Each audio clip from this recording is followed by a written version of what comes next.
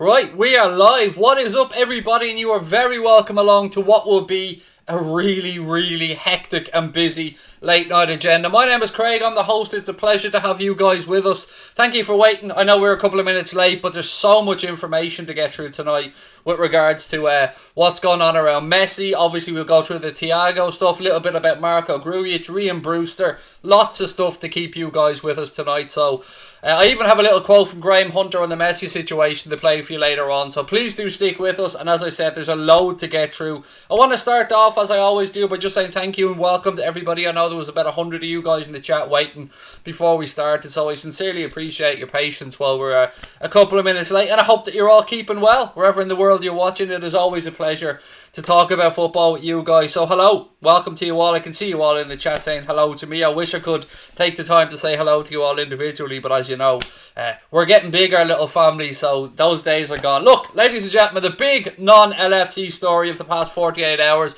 is certainly that Lionel Messi wants out of Barcelona. As we all know, there was a clause in Messi's deal that would have allowed him to leave Barcelona for free in June, but apparently he had to contact Barcelona in May to let them know about that, so they would have time to make all the necessary adjustments and stuff like that. But the big question is, will Lionel Messi's camp argue that because of the protracted season and the breakup because of the pandemic, that they can still activate that clause now, or will this end up an ugly legal battle?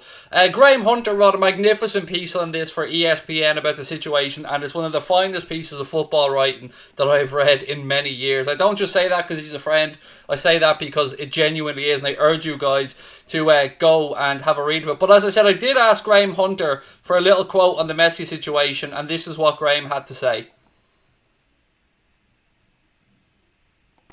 He's blessed with supernatural talent, but not supernatural patience, and he's far from a stupid guy. He knows that time is running out for his golden years to be successful. He's got at least 3, maybe 4 really good years left, and he's right to believe that the coming season at Barcelona is more likely to be unsuccessful and ill-planned than the type of season he wants and needs. He's given them notice for a long time that he's unsatisfied about being in an uncompetitive team. His growing number of interviews that he's given have indicated that he wants nothing more than to be in a competitive environment where there's a chance of winning the Champions League. Barcelona have failed him time and time again. He's right to want to leave. Now, ladies and gentlemen, as you heard there from the man himself, somebody very close to the entire Messi situation, Leo just wants better. Leo wants to win trophies, and he badly wants another Champions League. The figures involved in bringing Lionel Messi to any club would be absolutely huge. So let's work off the assumption that somehow Lionel Messi finds a way to get out of that Barcelona contract for free. They find a way, him and his team, of getting that clause triggered, and he's allowed to leave Barcelona. Not for the €700 million or £700 million buyout clause that's in his contract, but by somehow negotiating a way that Barcelona allow him to trigger that clause. So let's work off that. May not be the case, but let's work off that, just so people can get a flavour of exactly how much it will cost to bring Lionel Messi to whatever club he may go to. And I'm going to run through all the contenders for that one as well. So his basic salary at Barcelona is reported to be around £988,000 per week, or £51.3 million per year. His image rights on top of that are about £9.1 million a year, and he has bonuses that could add up to another £13 million a year, along with loyalty bonuses and stuff like that. I know many Reds, myself included, will be dreaming about seeing Messi in our famous red shirt, and people like myself, you're probably thinking about will Messi have those memories of that 4-0 defeat at Anfield? Will he remember the crowd noise, the passion of the Reds? Will coming to Liverpool and playing under Jurgen Klopp be a dream of his? He knows that he could perhaps win another Champions League. Look, if we're being realistic about this, the finances for Liverpool just do not stack up, and there are only probably 3 or 4 clubs in the world that could realistically right now afford to bring Lionel Messi. So for me, the front runners, the 4 clubs, would be Manchester City, Manchester United, Inter Milan and Paris Saint-Germain. And I'm going to quickly go through each club and the merits and the decisions that Lionel Messi would face. Dave O'Cop, actually, on Twitter, I'm sure a lot of you guys know who he is, he wrote a very interesting tweet regarding the Manchester City situation, and this is what he said. Puma and Adidas have a fierce rivalry going back to their foundations. Both companies set up by German brothers. Messi has a lifetime deal with Adidas. Puma sponsor Manchester City. Adidas top athlete wearing Puma kits could be a complex move. And that just shows that it's not an insurmountable thing for Manchester City. It is probably something that they could figure out, but it just shows you how complex this whole situation is. And this is probably the biggest star in world football, certainly the best player of our generation. So at City, Lionel Messi would have the chance to link up with his good friend and Argentinian teammate Sergio Aguero. But you do have to ask yourself about this, and I'll get more on this in the end about FFP. So let's move on to Manchester United, another club that we know could certainly afford Lionel Messi's wages. But would the Glazers put their hand in their pockets to dig that deep for somebody who's 33 years of age when they can't seemingly get the deal done for Jadon Sancho? I'd be very surprised, personally, and I don't think that Messi would think that he could secure that Champions League at Manchester United, because if we're being frank about this, even the most ardent Manchester United fan would have to say that they're in a bit of a rebuilding process at the minute, and Messi probably has 2-3 years that he wants to get that Champions League, and I don't think that he'd have a realistic chance to do that at Manchester United. But it isn't up to me, it is up to Lionel Messi. So move on to Paris Saint-Germain now, and they've already shown their financial power when they took Neymar off Barcelona. And when I say took, I mean took. They went into the La Liga offices with the full buyout clause of Neymar's contract, slapped it down on the table and brought Neymar from Barcelona over to Paris. So could Lionel Messi fancy a hookup with his good friend and former teammate Neymar, along with the likes of Kylian Mbappe, Angel Di Maria, Marco Verratti and all the other superstars that are Paris Saint-Germain?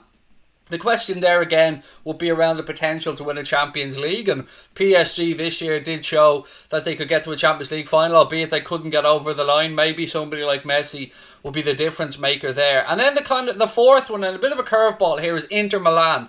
They have an extremely ambitious owner who's spoken about his desire to bring Lionel Messi to the club.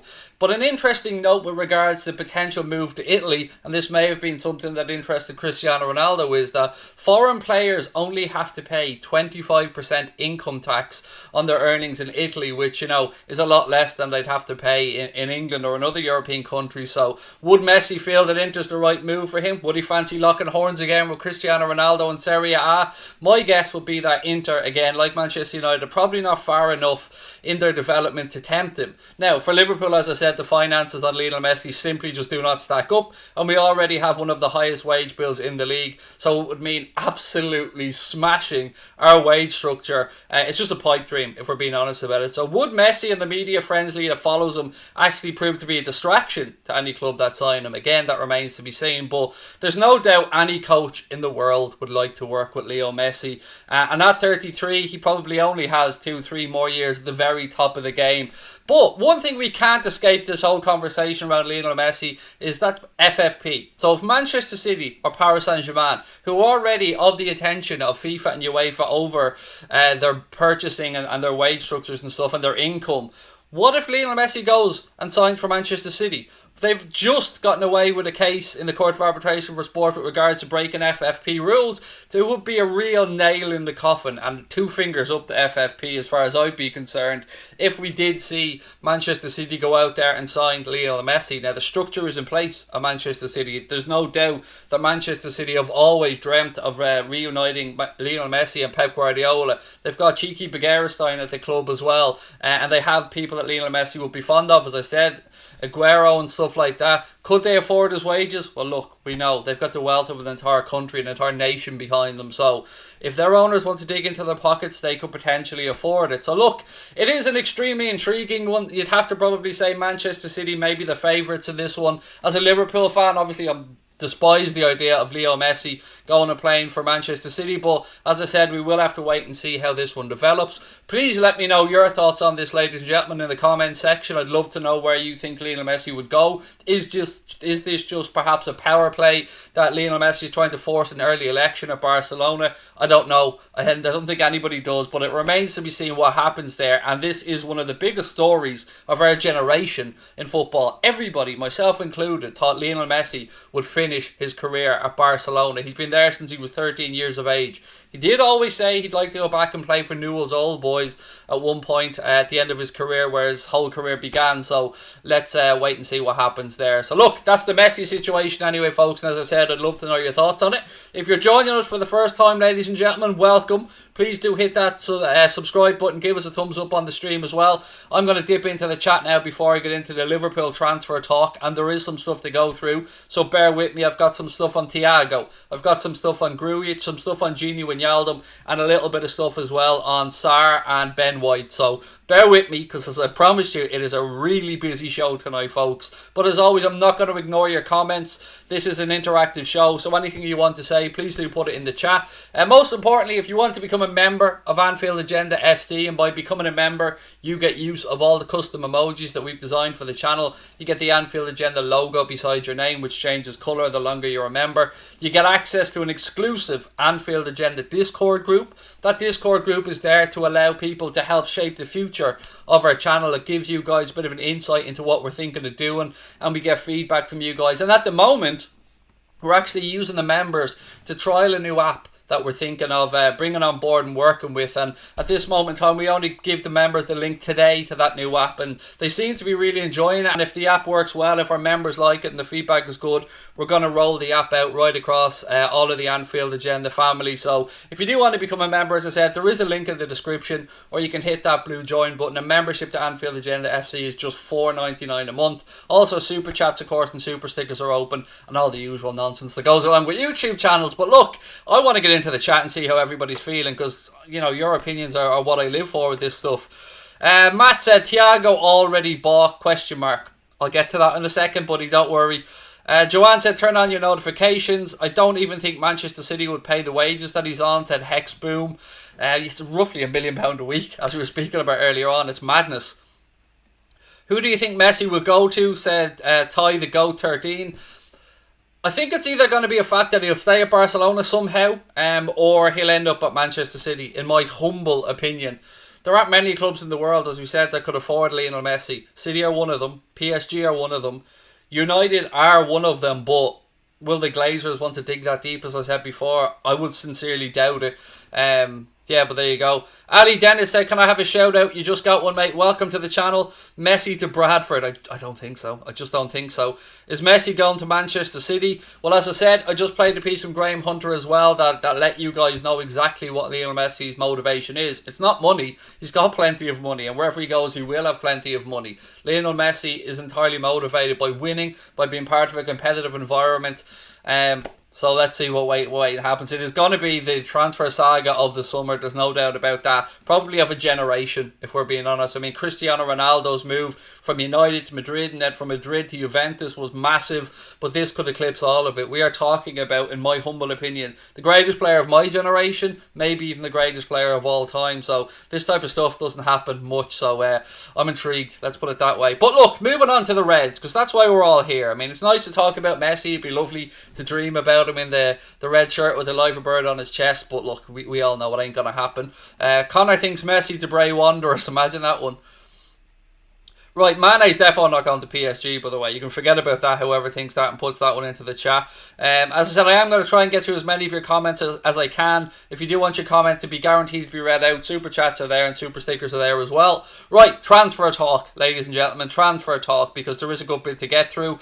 Marco Grujic. So Marco Grujic, as we all know, is available for sale for Liverpool Football Club, as is Harry Wilson. It is just a matter of whether Liverpool can get the money that they want for Grujic. A report in Italy from Tito Mercato Web said that Grujic is reportedly a target of Atalanta, because there's a link there to their impressive manager that got them so far in the Champions League and did really well, and there's no doubt that working under him would give Marco Grujic an opportunity to develop. But would it be a permanent move, or would it be a loan? Well, as I've said, Liverpool are interested in selling Marco Grujic. So let's see if he does go and work on the Gasperini at Atalanta, or, as the Mail have reported, Hertha Berlin won't be exercising. They had an £18 million clause that they could have bought Marco Grujic for, so they can't afford that that option. So Hertha Berlin look like they're out of the race with regards to Grujic. They do, however, go on to say that AC Milan and Benevento are both interested in Grujic, and up until now, as I've said, Liverpool are unwilling to loan Grujic out. So let's wait and see if anybody ponies up the 15 to 20 million pound that it looks like it would take to get Marco Grujic out of Liverpool. Personally, I would have liked to have seen him got a chance. I really would. I've said this for a while, and Connor has said the same. But our midfield is packed, and if we are going to be bringing in Thiago, even if we are going to lose Gini Wijnaldum, is there space for Marco Grujic? Will he be able to develop and grow? I think he's 24 years of age now, so maybe this is the summer where Marco Gruijic's future will be decided, and if anybody ponies up the dough, it looks like he is available to be sold, as I said, along with Harry Wilson. But what do you guys think? Would you like to keep Marco Grujic? Do you think there's enough in him? Have you seen enough maybe in the friendlies recently to let you think that there's a future at Liverpool Football Club for him? Again, I'd love to know your thoughts, and please do let me know in the comment section or in the live chat. In my opinion, we should sign Gomez from Atalanta, said Raheem. Do you think we should do a swap deal? Salah, Firmino plus 100 million for Haaland and Sancho. Well, we spoke to Jan Fjorthoff last night on the channel, and I hope you guys have had a chance to check out that interview. Connor has clipped up the most important segments of that interview, and that's also up on the channel if you haven't had a chance. And we did speak to Jan Fjorthoff about young Haaland, and he said that he's settled in Dortmund. He's going to remain there definitely for this season, and that Dortmund certainly won't want to let him go. I always enjoy chatting with Jan, and again, thank you to Jan Fjorthoff for giving up the time last night to come on and have a chat with us around all things European football. We talked Jadon Sancho, we talked about Haaland, obviously we talked about Thiago as well. It was a really fun interview, and as I said, if you haven't checked it out, please do later on, but stick with me for now because we still have loads to get through. I think when we bought in Fabinho, we didn't need Grujic, unfortunately, said Hex Boom. It's a fair point, and I've always thought that it would have been nice in an ideal world to have him come in and learn off Fabinho and Henderson and Jimmy Milner and stuff like that. But I do understand exactly where you're coming from, mate, with the point that you've made. Imagine Messi playing for Everton, said Damien. Yeah, look, I don't even... Oh, actually, on Everton, they've released another render of their magnificent pie-in-the-sky stadium, the Bramley Moore Dock Stadium. Look, the render looks magnificent, don't get me wrong, but they still haven't laid a brick, so keep releasing those renders, and hopefully in the very, very distant future, you'll get that Bramley Apple Pie-in-the-Sky Stadium that you have released so many images of, but have yet to... dig a fucking hole for. But look, we move on. Any chance I get to have a little dig at Everton, of course I'm going to take it, folks. You know me. What is this? Ricky said I wouldn't swap Salah for anybody. I don't know if I'd say that, mate. I mean, I love Mohamed Salah. And it's come out today, by the way, that he's the 4th highest earner, apparently, in football, something like that. I seen a list, LFC Transfer Room put something out, I think, earlier on to say that certainly the highest paid player at Liverpool, but that he even earns more than Kylian Mbappe, apparently, which intrigued me. But what do you guys think? I mean, I've always said that next summer, I can see one of our front three moving on. Not this summer, next summer. Whether that's because of age and we personally want to fund another transfer, we'll have to wait and see. But getting back to this summer, and the real saga of the summer from a Liverpool perspective is, of course, the whole Thiago and Gini Wijnaldum situation. Now, I'm going to start with Gini Wijnaldum before I move on to the latest news on Thiago. So there's a few reports starting to come out that suggest Gini isn't getting offered a new deal at Liverpool, and as things currently stand, that would mean he'd be available to leave on a free next summer. Now, if that is the case, then surely the links to Barcelona will intensify soon, and we'll start to see it. Of course, it's easy to make a link to his former international manager, Ronald Koeman, who has taken the reins of Barcelona. Gini is an attractive option for a couple of reasons. One, he's a steady hand. He's a great midfielder that can play across a number of positions. He can play in an 8, he can play in the 10, and he can play anywhere. He can even play in the 6 if you needed him to. So that is, of course, something that Ronald Koeman knows only too well. And it is a reasonable fee for Gini Wijnaldum. So it'll be something like £23 million, I think, something like that. So if he didn't sign a deal, if there's no agreement with Liverpool, what would happen? Would Jurgen Klopp be willing to allow Gini Wijnaldum to run down that contract and leave for free next summer? I think he would. We've seen this with Emre Can before. Jurgen Klopp isn't afraid to allow a player to run down his contract like that. But it does seem that this is just a perfect storm with regards to the Gini Wijnaldum and Thiago situation, and it just feels natural that Gini will move on. Unfortunately, I love Gini Wijnaldum. I wish he signed a new deal and stayed at Liverpool Football Club. I think he's been a phenomenal part of the success that we've built. I think he's shown everybody quite how important he is to Jurgen Klopp. Jurgen Klopp usually picks Gini in the midfield for the big games, and he's never really let us down. So wherever Gini goes, I'll always wish him the best. I'll always have a soft spot for him, and I'll always be looking out for him. But it does look like that he's not going to get a new deal at Liverpool Football Club, or at least that he hasn't been offered improved terms at this moment in time. What else have we got? Thiago. So let's move on to Thiago, because as you guys know, we spoke to Jan Fjortov last night and we discussed the whole Thiago situation, and Jan believes it's almost inevitable that we will sign Thiago, which made me smile and made me very happy last night to hear somebody as close to German football as Jan is. Jan obviously spoke to Christian Falk as well. We spoke about that last night on the stream as well. But more reports in Germany today suggest that talks between Liverpool and Bayern Munich are set to take place this week. Now, we've always said that it will be after the Champions League before anything happens with regards to Thiago. One really interesting thing that's after coming out, Jan again touched on this last night, was obviously Bayern had a party to celebrate winning the Champions League. And at that party, Thiago brought his wife and family with him and was almost teary-eyed. It was a real goodbye feeling. It was the vibe that was coming out of that party, particularly between himself and Lewandowski, who I believe he's very close with. So it does look like Thiago has made up his mind. Even talking about Rummenigge last night with Jan as well, it seems to be at Bayern they've accepted that he's going to move on, and it's just going to be a matter of if Michael Edwards and the Liverpool negotiating team can get in there and strike a deal, or either pay the €30 million that Bayern Munich want for the player. And in my opinion, we should go get him. It seems an absolute bargain at that price for a player who can play for another 4 or 5 years, I would say. Yes, he does have some injury records, but I still think at that price it is a no-brainer for me. Now, there's a couple of other things I touched on last night. I did make a mistake that somebody corrected me on, and I'm always happy to be corrected if I make a mistake, so thank you. I did say that it was Xavi Alonso was 29 when he moved from Liverpool to Real Madrid. He was not. He was 27. What I was actually thinking of was the impact Robin van Persie had when he moved from Arsenal to Manchester United, which I believe was around 29 years of age. Currently Thiago's age. So look, is there anybody in the chat who doesn't think that's going to get done? Again, let me know your comments, because to me this is inevitable. I don't know if we'll pay the €30 million or if there'll be some type of deal reached between the two clubs. Bayern aren't a club that will be easily pushed around, put it that way. They're a well established, well run club with plenty of money, but they do know that Thiago wants to leave, so it's up to Liverpool to get it done. And look, I can't see any reason why he won't. Jurgen Klopp has spoken fondly about Thiago. Thiago seems to be in love with the idea of coming to play in England and playing at Liverpool. There were some tenuous links to Manchester City, but nothing I've seen realistic. Arsenal were linked as well, but you know, we must be the front runners. We are the best team in England. We are, in my opinion, one of, if not the best team in Europe. So, of course, Bayern Munich fans would say different, and congratulations again to them on winning that 6th European Cup. But look, what do you guys know? What do you guys think, I should say?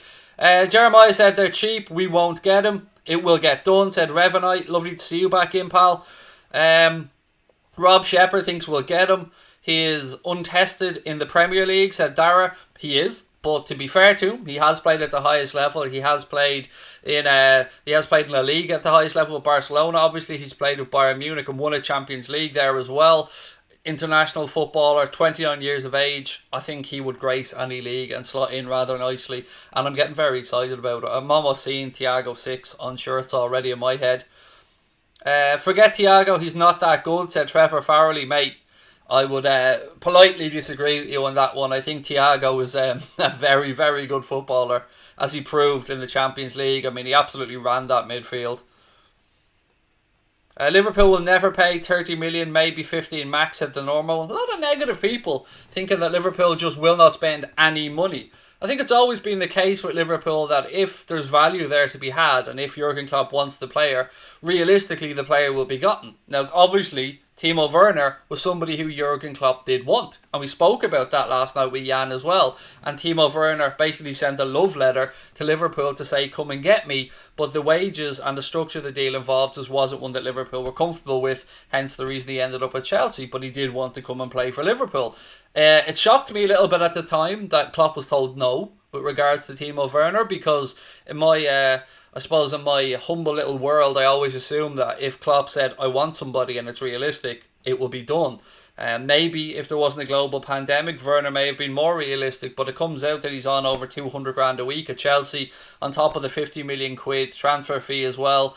It just seemed to be a little bit too rich for Liverpool at this moment in time. But the Thiago, Wijnaldum thing, it's almost, if it worked, I won't say a direct swap, but the money that you could bring in for Gini if you let him go this summer would cover a good chunk of Thiago's transfer fee, and the wages seem to be no issue. There's been talk that a 4-year deal has been agreed between Thiago's representatives and Liverpool Football Club, as we've said before. There's been talk as well that he's been looking at houses in and around the area, so it does seem like this is inevitable. Now, I know inevitable is a word that nobody wants to hear, and I know things change in football, and I know things can go wrong, and I know we all look like idiots sometimes. I mean, how many times have pick a channel, been on thinking that a player is coming, and then boom, something happens, as we've seen last year with Nabil Fekir, and it's dead in the water. So hopefully this one won't drag out. I've got a feeling over the coming days this story is going to unravel a little bit, and more details will come out. And look, I can't see anything other than Thiago coming to Liverpool. It genuinely can't. It just makes sense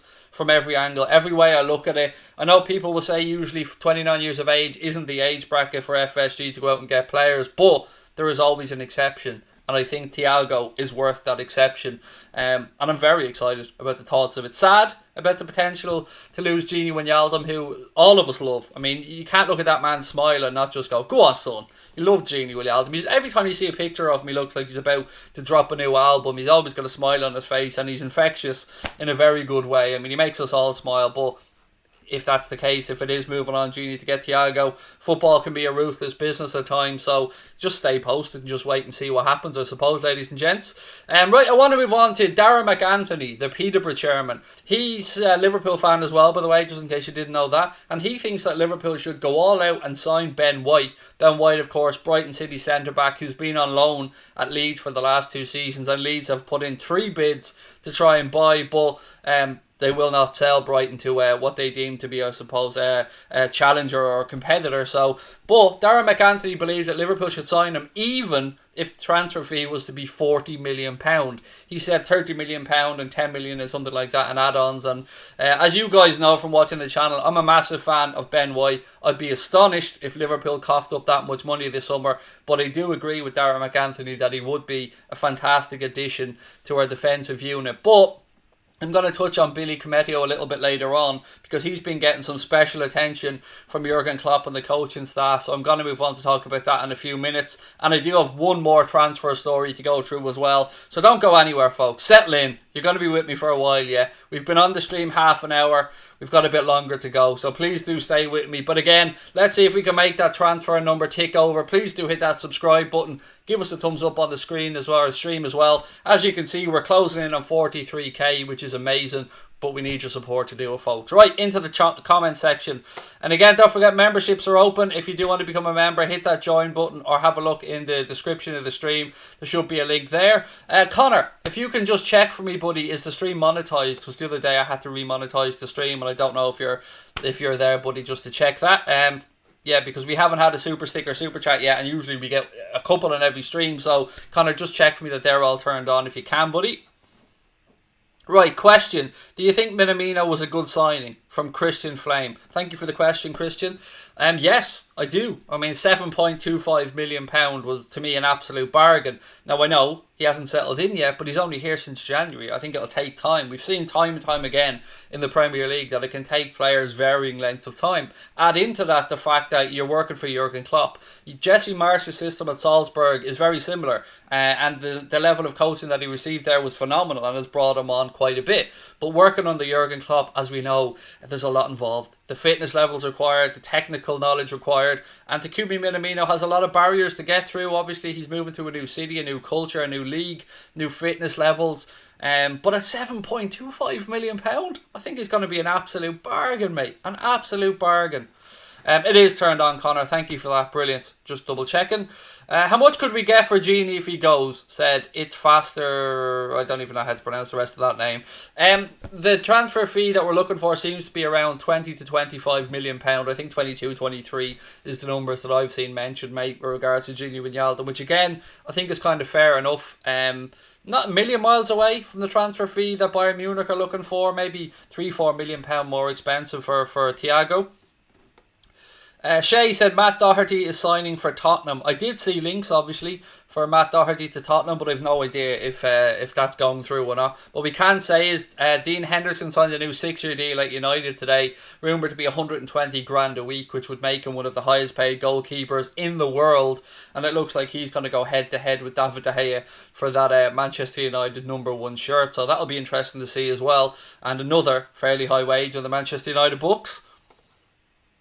What else we got? Is Trent available for the Community Shield? I think so, Logan, but again, just wait to get confirmation from the club. We will, of course, be covering the Community Shield, by the way, on the channel here on Saturday, so I hope you can join us for that. We'll be doing a watch-along, as always. We'll be starting about 30 minutes before the game kicks off. But, as I did say, more transfer news to get through. So, let's talk about Sarr, somebody who we haven't talked about in a little while on the channel because it had gone rather quiet on the whole Ismaila Sarr thing. It was confirmed today by Paul Gorst of The Echo that Liverpool are certainly looking at the player as an option to bolster our attack next season. He said that the player is the right type of profile and has a high ceiling to improve, and the fact that Watford have been relegated won't do any harm either, particularly from a negotiating standpoint. Now, as we do know, Liverpool love to dip their toes in the relegation club waters and pick themselves out a gem. We've seen it time and again. Ismaila Sarr, they paid 30 million quid, I think, from in and around when they signed him from Ron last year, or last season I should say. What will Liverpool have to pay? I think probably somewhere between 30 and 40 million would be what Watford would be asking for Sarr, and I think that Sarr is a no-brainer. I genuinely do. At that price point, along with his friendship with his Senegal teammate Sadio Mane, I think it just makes sense. I think it just makes sense. Very similar in the kind of profile and style, a little bit raw still like Sadio was, although maybe Sadio was a little bit further along in his development when we took him from Southampton. So I like the idea of Sarr. I think it's realistic. I think it's not going out and signing somebody who is a superstar maybe and expects to come straight into that first team. It would bolster our attacking options, but then that could depend on maybe moving on Divock Origi, who things seem to be gone a little bit quiet on as well. Very quiet, in fact. In fact, he's almost invisible at this moment in time, Divock Origi. You all know the rumours that have been circulating around, the pandemic, but it remains to be seen again what happens with him. As you can hear my doorbell ringing in the house there. Just to let you know, I really am at home. Do you know what I mean? I really do this stuff from my house. Right, we move on anyways. Ismaila Sarr, what are your thoughts on him? Claire said Sarr is the next Mane. We should go for him. We don't want Messi, the little prima donna at Anfield. I wouldn't mind him, to be fair, man. I'd love Leo Messi at Anfield. Hopefully we sell Origi, Wilson and Grujic. Origi, Wilson, Shaqiri and Grujic, says Shea Trainer. And well, look, the two players that we know are available for transfer this summer are certainly Marco Grujic and Harry Wilson. We know that for a fact. So let's just see if we do get the money for them. Let's see. Raheem Brewster is the next one I'm going to talk about, by the way. But I want to go through more comments because I hate ignoring the chat. Well, hello there, said Craig. Was just wondering, what are your thoughts on Dean Henderson returning to United and staying until 2025? Do you think he's better than De Gea? In my opinion, De Gea definitely needs some competition. I kind of agree with what you've said there, mate. He will battle head to head with David De Gea for that shirt.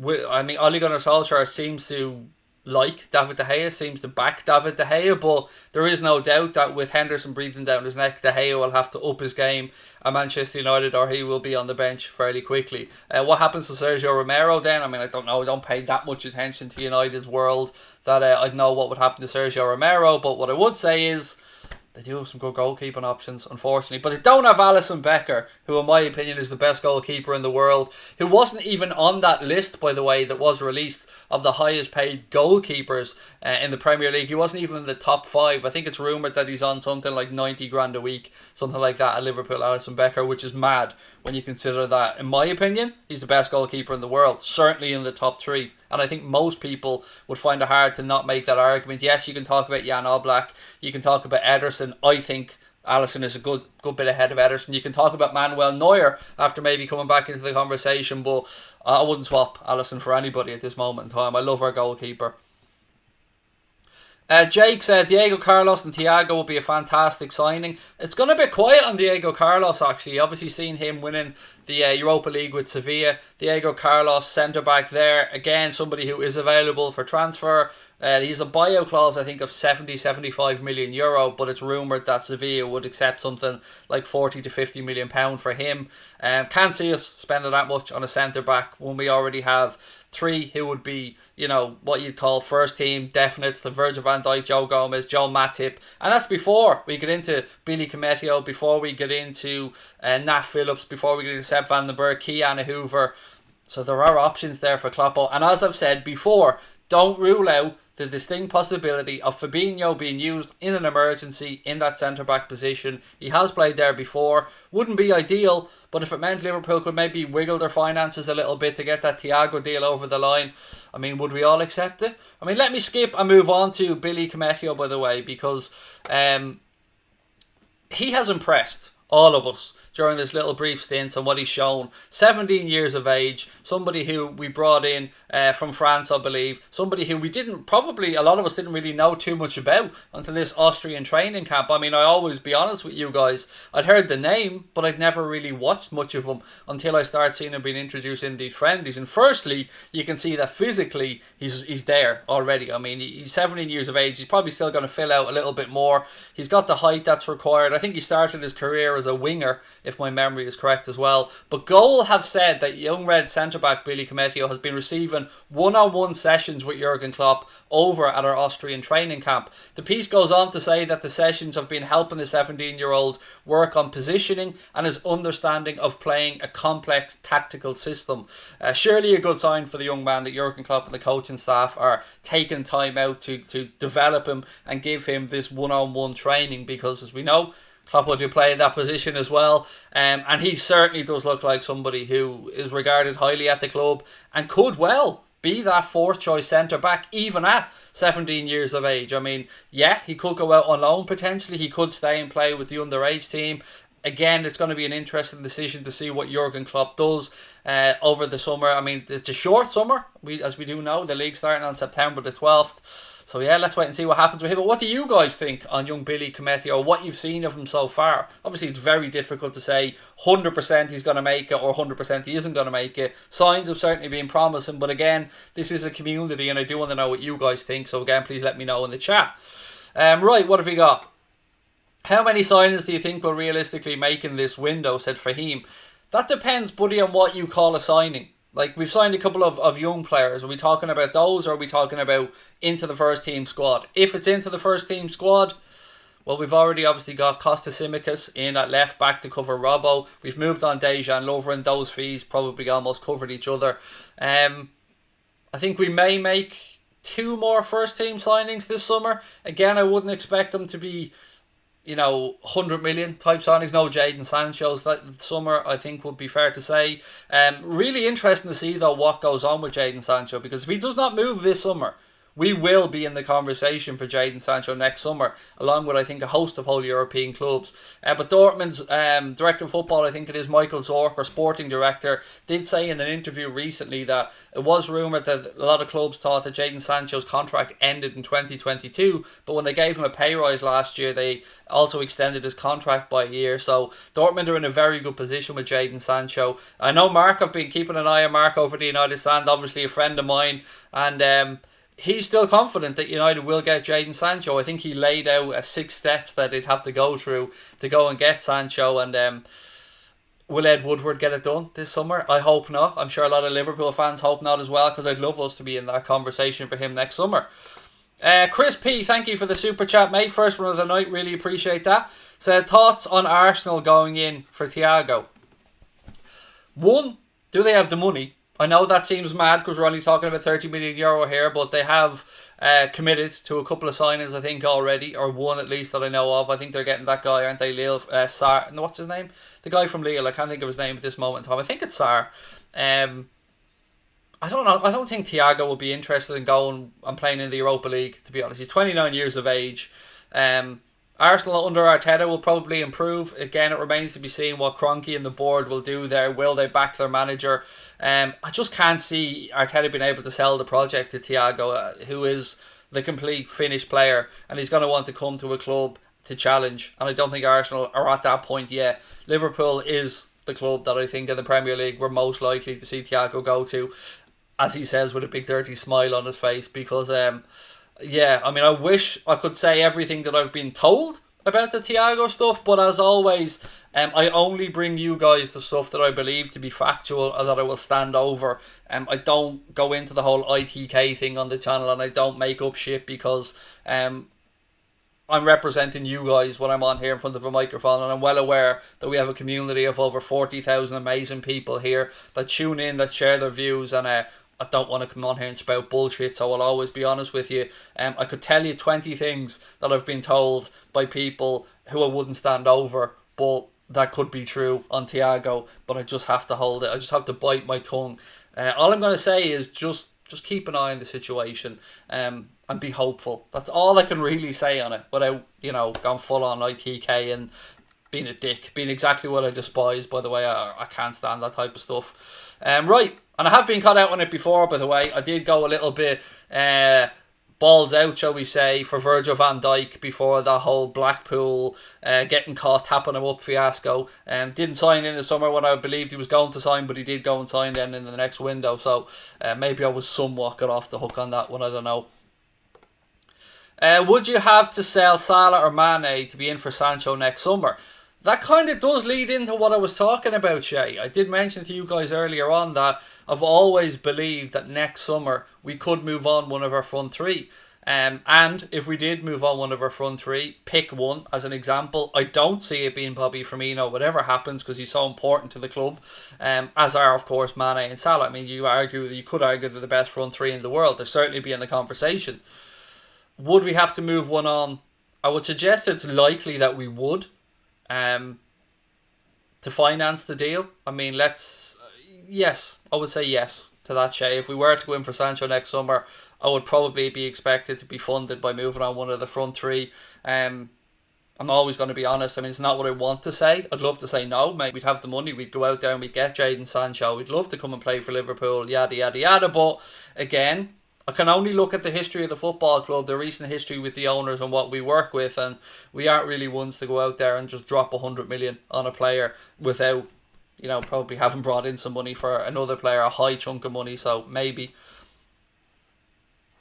Connor said that was the ARW days. I remember you were really hesitant to go all ITK and you learned your lesson on that one. Yeah, I just don't like it. I mean, we could grow this channel twice as quickly if I came on here and started spouting bullshit to you guys every day and start coming on and saying, oh, this is going to happen, this is going to happen. And yes, you do put your headlines out there, your stream titles to get people to come in and open the conversation. But, I mean, I want to have a long-term career in this at some point. I wanted this to improve my family's life. I want this to, bring me and Connor an income at some point down the line. So I'm always going to try and give you guys blunt honesty and blunt truth on the channel. Right, Brewster, the big conversation for me, the big conversation that I've been looking forward to have. I've left it to last because to me it's the most intriguing thing of the entire summer. What will happen with Raheem Brewster? I'm going to go through what I have to in my notes in a moment, but I want to just dip into the chat again to keep this moving along as interactive as we can. Joanne, thank you so much for the super sticker, my friend, really appreciate it.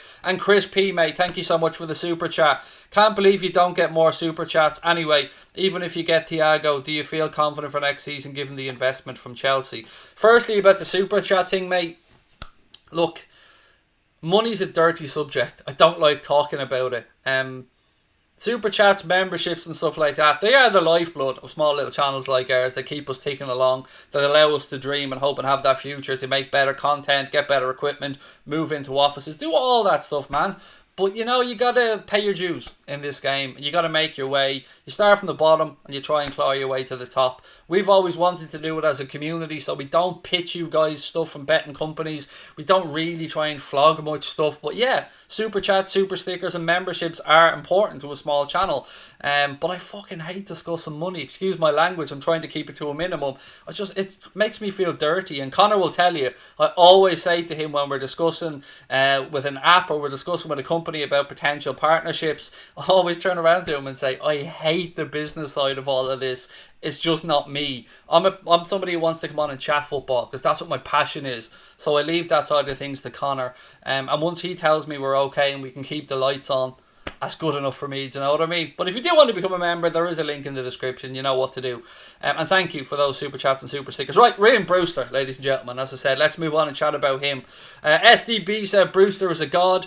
I love Raheem Brewster. You know I love Raheem Brewster. I've been banging on about the kid for a very long time. Had a very good loan spell at Swansea. 11 goals in 21 games there, working on the Cooper. Did really well. Almost helped Swansea back towards the Premier League, but unfortunately it wasn't to be. I personally believe this could be one of the most important decisions of the summer for Jurgen Klopp. Will he believe that Raheem is ready now, or will he need one more season of regular first team football to be ready for the Liverpool front three? If he does go out on loan, then for me it's imperative that he goes to a Premier League club or a club at the very highest level. I wouldn't like to see him move to the Championship or anything like that. Quite frankly, I think he's better than that. I think he's too good for that. I think he's already proven what he's capable of. We've seen the 3 goals he scored in pre-season as well in less than one total game of football. He is a goal scorer, he is a poacher, and he's somebody that we should all be very excited about and very proud to have at this football club.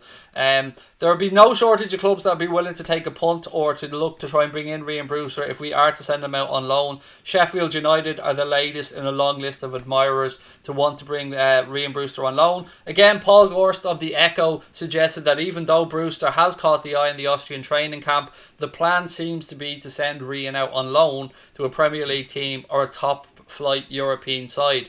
I've also read links to Fulham, Newcastle, Leeds in recent days. For me, Leeds or Sheffield United would be my choice, but that's only if Kloppo decides to move him on.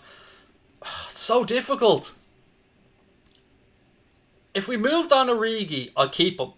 I'd keep him because I really feel I get the same vibe from Brewster as I do from Curtis Jones. He seems to be hungry. He seems to be chomping at the bit. You get the same vibe from Harvey Elliott, although I think Elliott is still a little bit too raw to be really ready for the first team. I mean, again, he's only 17 years of age. But Brewster, I don't know. Let him off the leash. Do you know what I mean? I think now is the time for Raheem Brewster to start showing what he can do.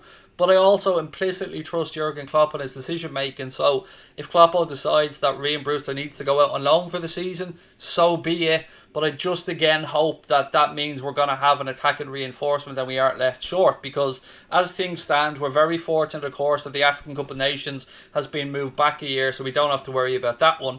But we still, if you look at our bench right now, if one of our front three gets injured, we're kind of in a little bit of trouble. Takumi isn't quite there yet. Shaqiri, I don't think is good enough and may move on. Certainly, again, I think he's picked up another knock, so a long list of injuries there, so not reliable. Origi, look, scored some amazing goals for the club, been involved in some huge moments that we will never forget. I'll always remember the celebrations when he scored the late winner against Everton. Of course, the massive goals in the Champions League as well, and some really late goals in our league campaign that were really important as well. So, I mean, it's difficult to talk about moving Divock on, but if the right offer comes in, I would take it. I really would. If that allowed us to fund Sarr, then maybe Brewster going on loan would be more of a distinct possibility. But that's just my opinion. Again, though, this is a community and I want to know what you guys think about Raheem Brewster. So let me just dip back into the chat. Liz, thank you for the super chat, mate. Said, take the compliment of a super chat, Craig, and Connor, it's well earned. Thank you, Liz. I really do appreciate it. Thank you.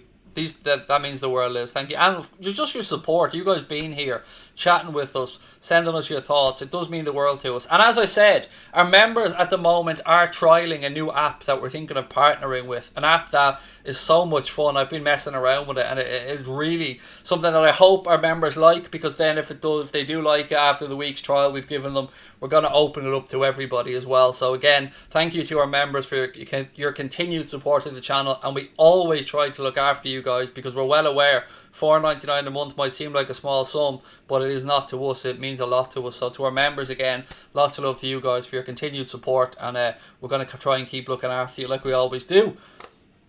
Right, Brewster can score more than Bobby, said Jeremiah B. Don't give him to Leeds. They're getting Rodrigo from Valencia. That would be a very good move, by the way, if they can get that move through for Rodrigo. I think is a decent player. Sean Fernandez said, Craig, can you see Thiago being announced before anyone departs?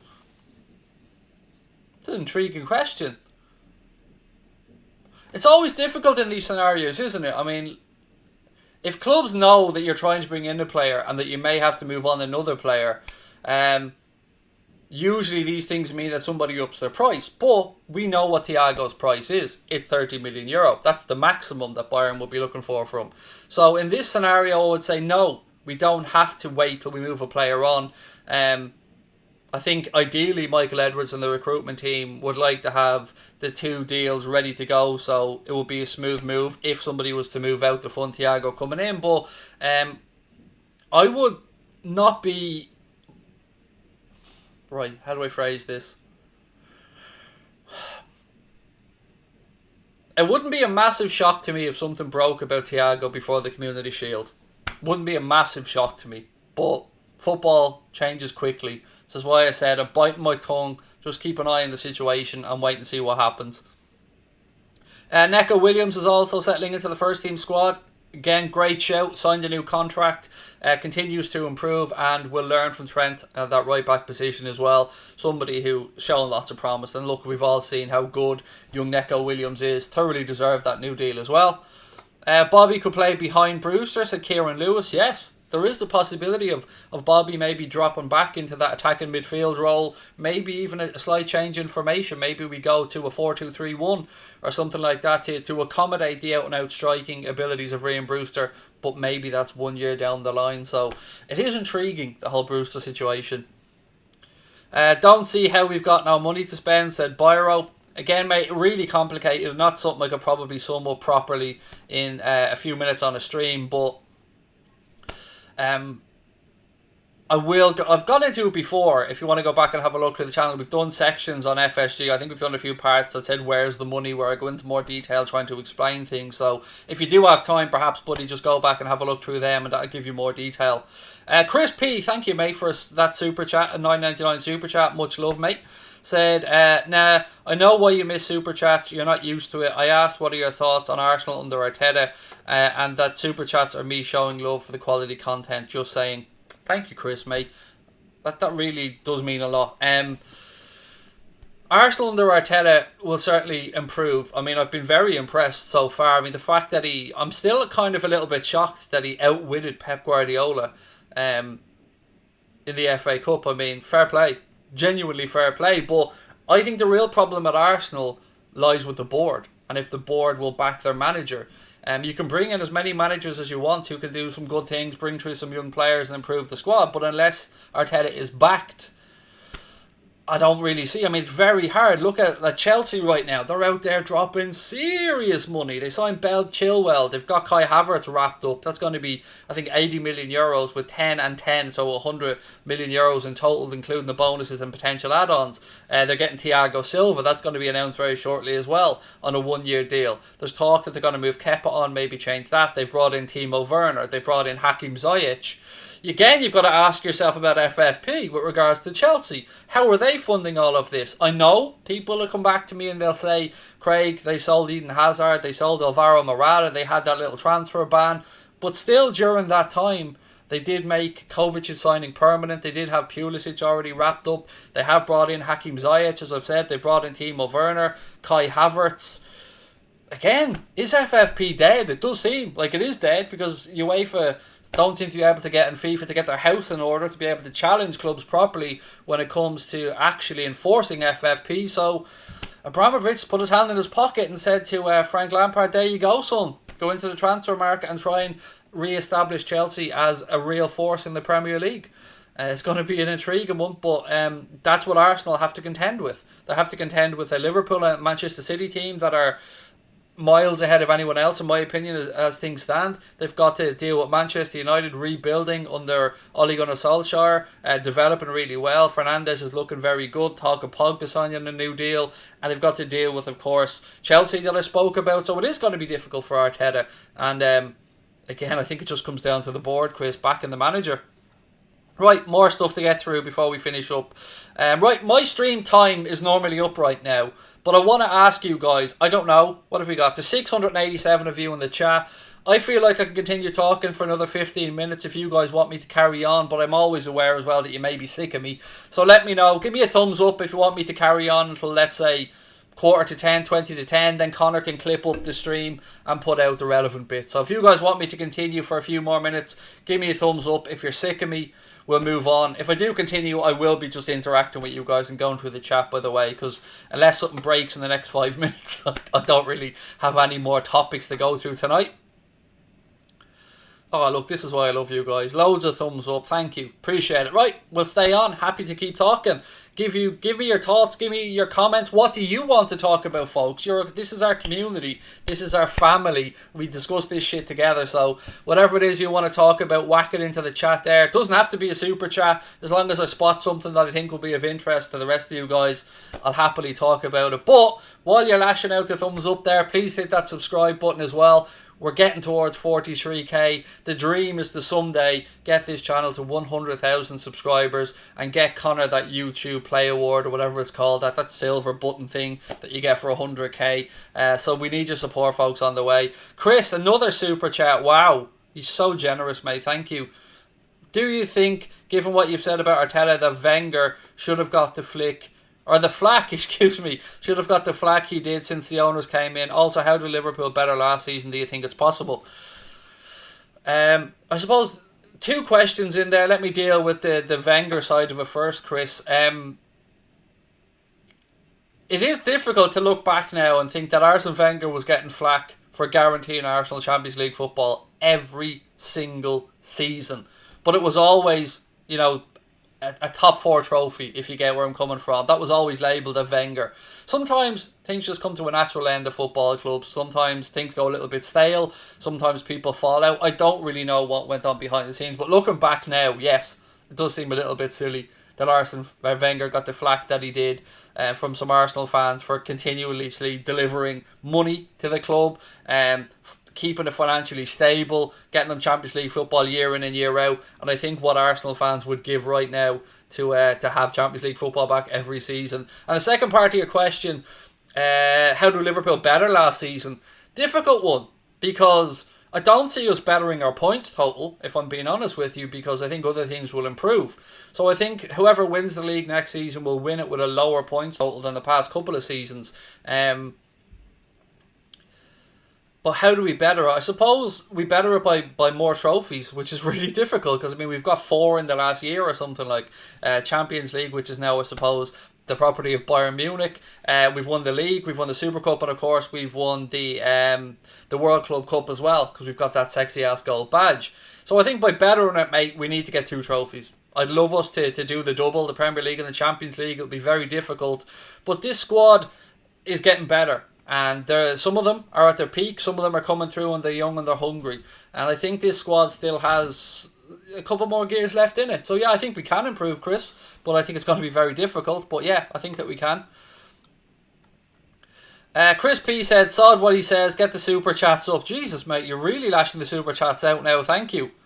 Christ almighty. That's amazing. Thank you so much. Do you think Suarez will come back? I was trying to avoid the Suarez conversation, Keane, but no, I don't. I'd seen a little bit of flirting with Ajax. Obviously, he played there before. But again, this links back to Leo Messi. How do you think Messi feels that his best friend at the club in Luis Suarez, the families holiday together, they live beside each other, that he was told he's got no future at the club? So that's another thing that's helping push Leo Messi out the door at Barcelona. So, yeah, certainly intriguing. No, I don't think he'll come back, by the way. No, I think he's a little bit over the hill.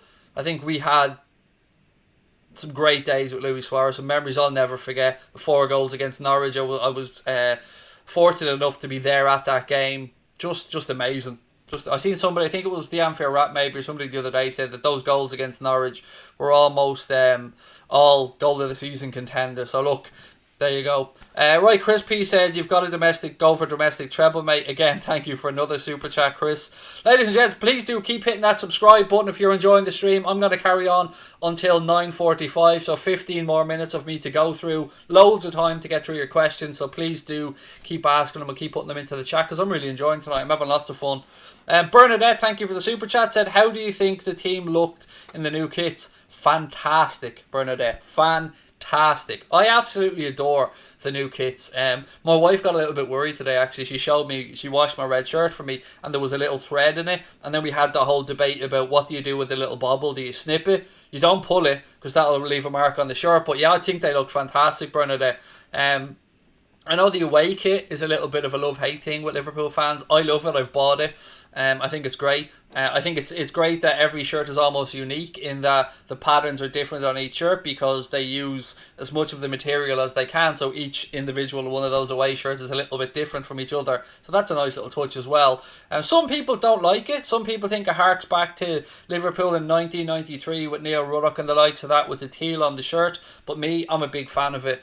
I love it. I think it fits well, even for my fat ass. I think it feels comfortable. I was a little bit concerned at first about, the V at the back of the neck of the shirt, but again, when it's on, feels comfortable. But on the players, I think it looks great. I really do. Chris P said, sorry, need the loo. I mean, that has to be the weirdest super chat I've ever gotten there. Somebody sending us £2 to say they need the loo. Love it. What's this? Giaman time? I hope I pronounced it right. The away kit is the best. Jorginho Wijnaldum leaving to create room for Thiago, said Davidson King. Your early prediction for top 4, mate, as SDB.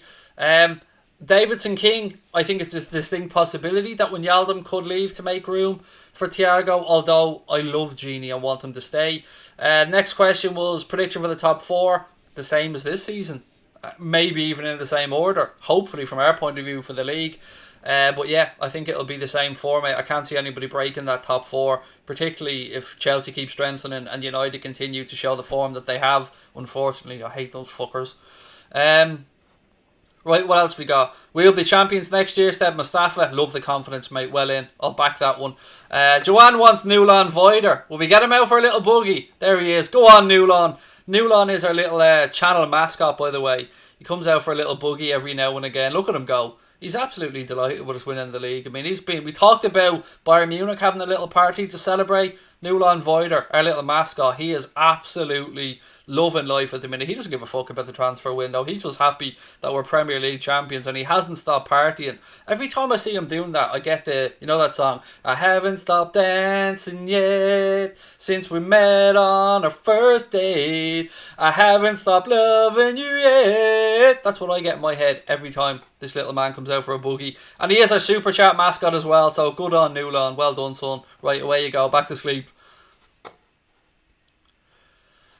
Kean Hastings, of course you can have a shout out, buddy. Welcome for watching. Thank you for watching and welcome to the chat, I should say. I messed that shout out up for you, Kean. I'm sorry. Let's do that again. Kean Hastings, lovely to see you in the chat, mate. Thank you so much for your comments. Great to have you as part of the community. I think I got it all right that time, Kean. Apologies, mate. Would hate if Genie goes, said David Farham. Thiago will offer something nobody else will, said Ibrahim Malik. Yes, mate, he defo will. And that is one of the reasons why I think this deal will happen. Thiago, we do have midfielders that can do a load of different jobs. Hendo, Genie, Fabinho, James Milner. They can all play in a whole host of positions. But other than maybe Fabinho being a specialist in the 6, do we have anybody that can do that Regista style role? Hendo has proved in the past that he's capable of it, but he's not a specialist in it. We have a specialist potentially coming in Thiago that can sit back, that can dictate games, that can keep the ball ticking over, that can go full on Xavi Alonso, Jan Molby, whatever you want to call it, and just keep the ball moving. Get in, make the right blocks, read the game well, keep things ticking, and move the ball quickly, which excites me, because that's something that I've been screaming at the television a little bit over the last year or two. As good as we've been, sometimes I just think we need to shift the ball quicker, and Thiago will make that happen. He will make sure that our midfield is on point, and he's a leader. He'll drive us forward as well, and I'm getting more excited just talking about it. Chris said, I'm back. Saw Chelsea and Man United in the bottom bowl. Pathetic or not? Excuse me, I'm going to try that again. I'm back. Saw Chelsea and Man United in the bottom of the bowl. Pathetic or not? Bottom of the bowl. You've lost me, Chris. I'm absolutely lost on that one, buddy. But again, mate, relax with... I can't believe I'm saying this, but relax on the Super Chats, buddy. I don't want you to spend more money than you have. I don't want anybody to be getting into any financial trouble or anything like that, pal. As much as I appreciate the support, and wow, you have been amazingly supportful. Supportful? No, Craig, you gobshite. That's not a word. Supportive is the word. That's the word. What have we got? Yeah, somebody's talking about Christopher Ager. I'm not how you pronounce it, from Celtic. I think he's a centre-back. I don't know much about this guy at all. I've only seen links recently come out in the past day or two. And look, I'm looking for Celtic fans in the chat maybe to help me out on this one, because I can call on a really mad Celtic supporting friend of mine for information on him if you guys want me to down the line, if the links intensify. But at this moment in time, like I always do, I'll be honest and say I know nothing of that player whatsoever. No problem, Kane. My pleasure, mate. Who is Goldbridge? Mark Goldbridge at the United Stand. Surely you know who Goldbridge is. It's pronounced Ayer. Look, if there's one thing, Luke, that people know about this channel is that I butcher the pronunciations of almost every name, mate, so don't worry about that. What have we got? Jason said, I'll feel absolutely distraught if we don't sign Thiago. I'm not going to lie to you, Jason. I'll be the same, pal. I'm in full-on Nabil Fekir mode at this moment in time. That's where I am with Thiago. In my head, I can already see him. I can see him signing the paper. I can see him holding up the shirt. I can see him doing keepy-uppies. David Farm said, Craig, do you realistically think we'll win the league this coming season? It's not going to be easy. I mean, it's never easy. We've done it once in 30 years. I mean, and it is great to finally get that monkey off our back, but retaining it is going to be hard. But I was very encouraged when I heard Jurgen Klopp come out and say that he doesn't want us to act like we've any trophies. He wants us to go out there and show the hunger and desire that we always have, and that we want to go out and try and play for that trophy, not to regain that trophy, just to go and win that trophy. So, do I think it's realistic? Yes. But is it going to be easy? No. Manchester City, Manchester United, Chelsea, they're all going to want to rip that title away from us. But at this moment in time, and I absolutely love saying this, we are the champions, we are the Premier League winners, and we are setting the standards. And it's up to everybody else to reach those standards. I love saying that, by the way. It's been so long waiting to say that we are the champions. Did I mention that we are the champions, by the way, because we are the champions. Chris said, I went to the loo, I saw them at the bottom of the toilet bowl. I was going, is it a prophecy for their season? Again, thank you for the super chat. Hopefully, that, like, did you flush them down the loo? It's no good seeing them in the bottom of the bowl, mate. You want to flush that loo and get rid of them. Well, yeah, there's one player we haven't talked about actually, and Key King has actually just asked me, or Kai King, I'm not sure how you pronounce it. So, Craig, if you had to choose one, Uar or Thiago? Feck, that's a difficult one. You guys in the chat, what would you go with? You've got one option, Thiago or Houssem Aouar. Who are we signing? Who would I go with? I flip-flopped on this, because, you know, I have been asked this question before, and if I remember correctly, I think I answered Houssem Aouar. But the more I've thought about Thiago, even though it is relatively short-term thinking, I would probably go with Thiago. As much as I do rate and like Houssem Aouar, got the right age profile. Again, a leader. You could see what he was doing with Lyon, even in that second half against Paris Saint-Germain when things looked completely lost. Or excuse me, they didn't play Paris Saint-Germain, did they? No, they played Bayern Munich, excuse me. He looked to be driving forward. So yeah, I'd probably now shade with Thiago, but God, that's a difficult question. But let me see what you guys in the chat think about it. Both. I love that answer. Let's go with that one. Let's be greedy.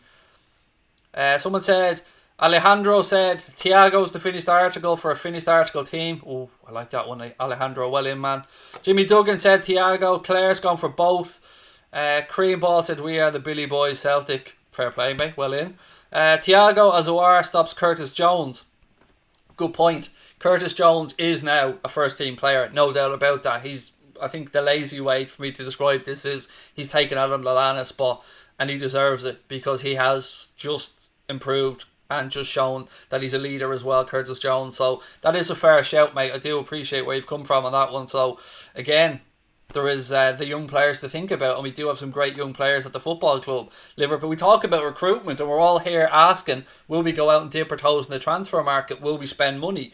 Well, we have brought in some great young talent over the last couple of years, and that young talent is starting to bear fruit now for Liverpool. So, ideally, I'd like us to do our business that way. Have a team that's there, that's challenging, that's ready every season, and just supplement it with some great youth and the occasional good big money signing. I mean, that's the dream for me. That's the proper business model that most clubs would look to do or should be looking to do.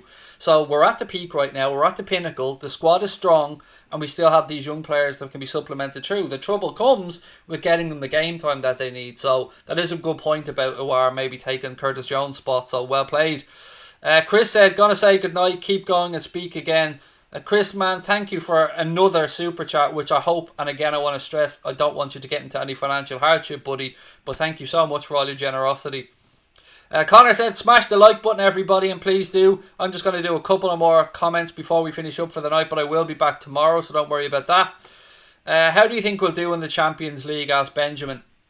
Mate, it broke my heart that we weren't involved in that little mini tournament at the end of the summer. I mean, watching the Champions League and those one-off knockout games was brilliant. I really enjoyed it.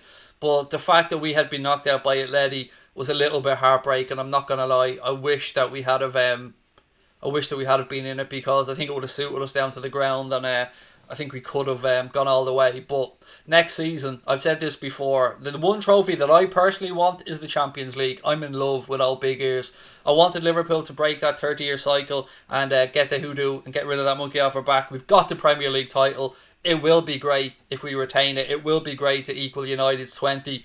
But I love the European Cup. I want Liverpool to go and challenge for that next season. Joanne, thank you for the super sticker, mate. Really appreciate it. Claire said, would you like Odegaard? He's been very good when he was on loan at Sociedad. But he's a Real Madrid player, and I'm not sure what their plans are for him, whether they'd look to sell him to free up some money, or whether he goes somewhere else. But we were linked with him, if you remember, way back when I think he was a 16-year-old, but he did make the choice to go to Real Madrid. But again, he's a very good player, a very good prospect. Craig, what county are you from? It depends what way you want me to answer it, buddy. I live in Wexford, and I've been living here for the last 12, 13 years, but I was born and bred in Dublin. Thoughts on Klopp's quotes about the transfers? You'll have to be more specific, Louis, and give me the quotes that you're talking about, mate. Apologies, because I don't know which ones you're talking about. When is your prediction Thiago will be done and Liverpool player? Love the content, said Keane O'Brien. Thank you, Keane. I think I said this earlier on, and again, please don't hold me to this, because, you know, anything can happen in football. I'm not trying to be ITK, but don't be surprised if it's moved along before the Community Shield. Now, I'm not saying it'll be done and dusted by then, but I would be surprised if we didn't hear some more significant news on the transfer before Saturday. Do you think Pep is overrated? Not bad.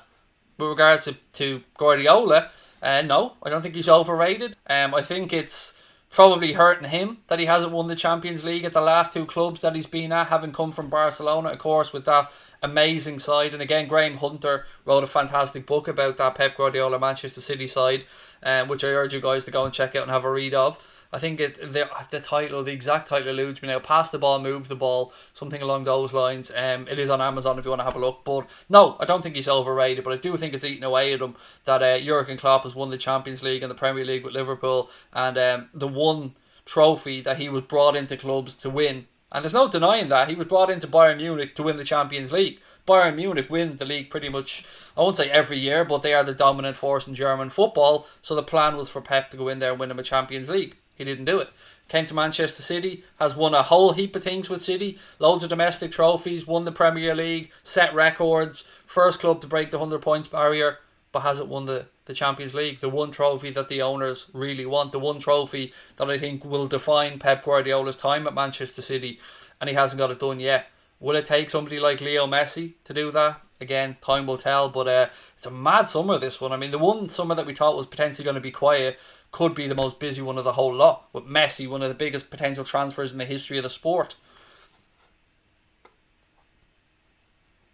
Yes, Connor, no problem. I will stay on my laptop, buddy. Look, ladies and gentlemen, I'm going to bring the stream to a close. I have had so much fun tonight. Thank you for all those super chats and stuff like that. But again, I want to just remind you, if you want to become a member of Anfield Agenda FC, get access to our exclusive Discord group, get a trial of the new app that we're playing around with at the minute as well. You get the Anfield Agenda badge, and you get use of all the custom emojis that Liz has put into the chat there now as well. All you have to do is hit the join button, or go and have a look in the description of the stream and click on that. It is $4.99 a month to become a member, and it really does help us out. So look, I will say goodnight, my friends. I'll be back tomorrow with hopefully some more news and gossip for you guys. Hit that subscribe button, give us a thumbs up as well. Lots of love to you all. Be well, be safe, wherever you are in the world. I hope your loved ones are well. I hope your families are safe. I hope that I just fucking want the best for all you guys. Do you know what I mean? I just hope you're all well and safe. Can't thank you enough for your support. Up the Reds, and I'll talk to you soon. Lots of love.